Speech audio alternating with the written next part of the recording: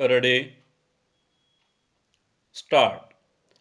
I am thankful to you for having given me this opportunity long last to say a few words on the budget. Already much has been said, and I think the finance minister has come in for his share of congratulations as well as criticisms.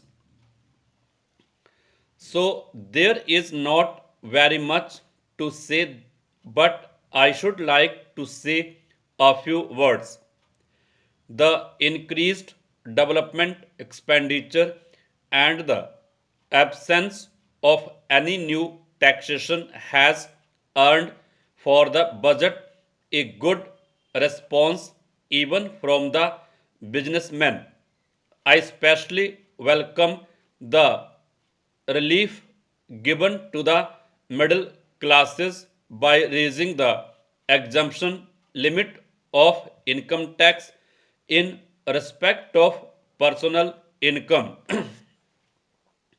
No doubt this is some relief to the middle classes, but I would request the finance minister if he could to raise this exemption limit from rupees 40,000 to rupees 60,000, as that would be give substantial relief to the middle classes.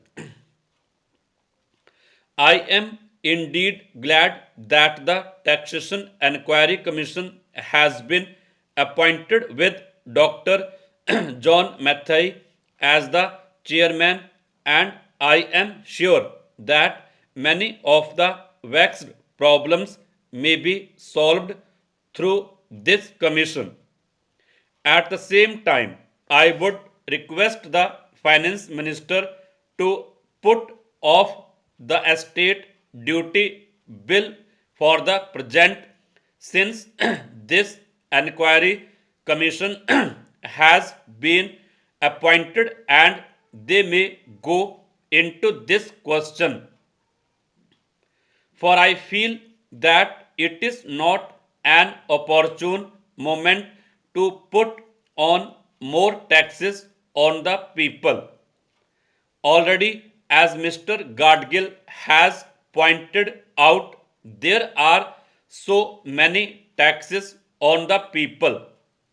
The people are overburdened by taxes and they are just trying to recover their stability.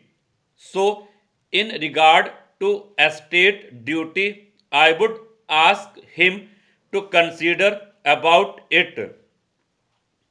My reason for asking it to be postponed is, as I have said, that the people are still facing economic distress, and then our government is not able to offer the amenities which other countries have, where the estate duty exists, such as free compulsory education for children, free medical aid, homes for the poor and the destitute, old age pension, etc.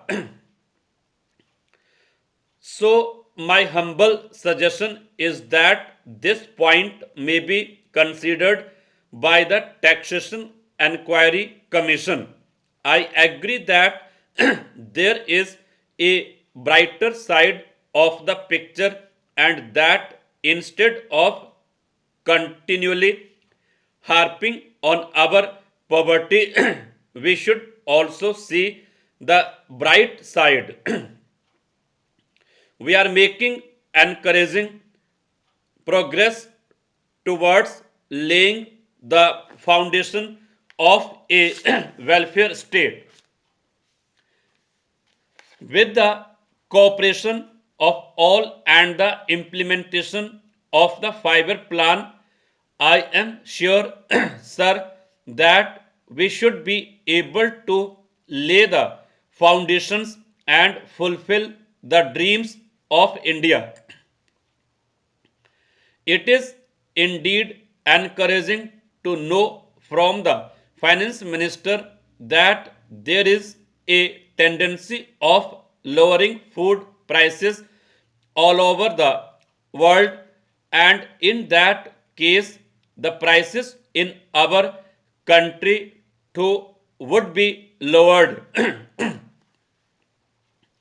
Regarding defense, for obvious security reasons, I do not agree with my friends who say that the expenditure should be curtailed.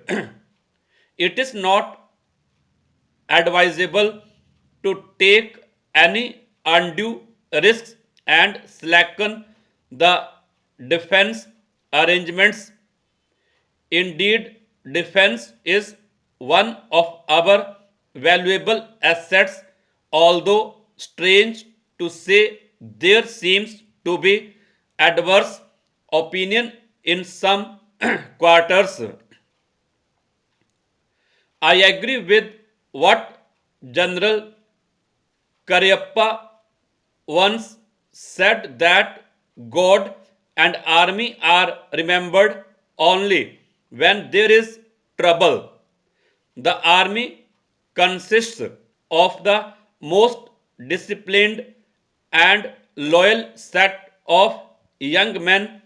It would not be proper to effect economy in the pay of these brave officers, as it would not be an incentive for the right type of young men to join the army, and it would become ineffective and inefficient.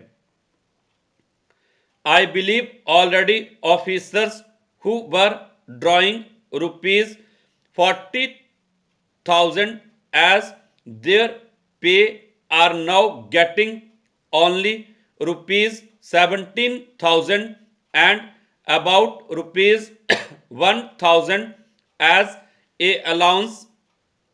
That they are getting about half of what they were getting before.